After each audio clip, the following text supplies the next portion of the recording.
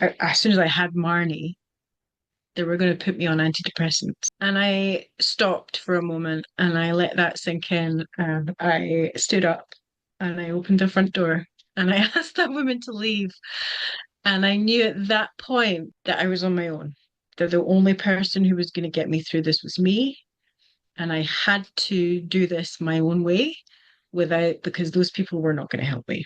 And that was a huge turning point. I'm so grateful to that psychiatric nurse for Right. coming out and offending me so deeply. Yeah. The good because, catalyst. because, Yeah. yeah, it was. It was massive. It made me go, right, okay, what can I do to nourish myself and focus on something really positive that's going to get me through to the end of the pregnancy, that's going to help me with the birth.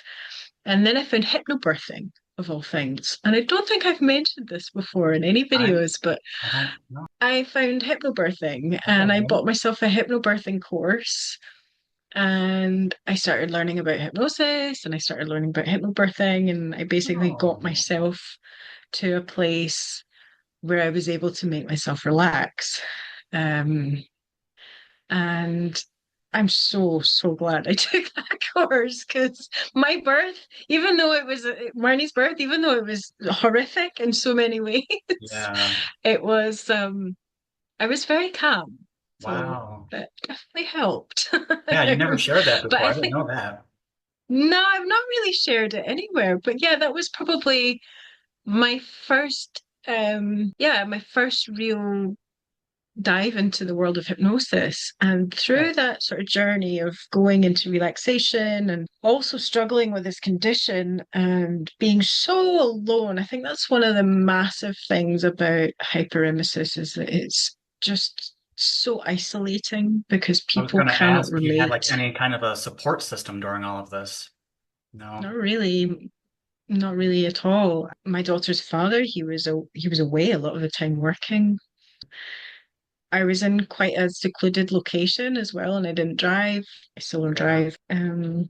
So no, it was really just me getting myself through it. I had a couple of people that would come and visit, um, a couple of good friends that really helped me through that and supported me through that. But no, apart from that, it was pretty much me. I went to see my parents a few times, but they did not get it, and they did not get the mental health side of it either. Mhm. They were just kind of pull yourself together, kind of Yeah. Right. hey ho. Yeah, I was like, no, it's deeper than that. exactly. It's like you can't just think yourself better when you don't want to be here. It's no, Wow. it's and so yeah, that was how I kind of started getting myself to a better place. I went to yoga class. I started doing a little bit of meditation. And I kind of, through that time, I kind of had this feeling that I wanted to help other people through things like this.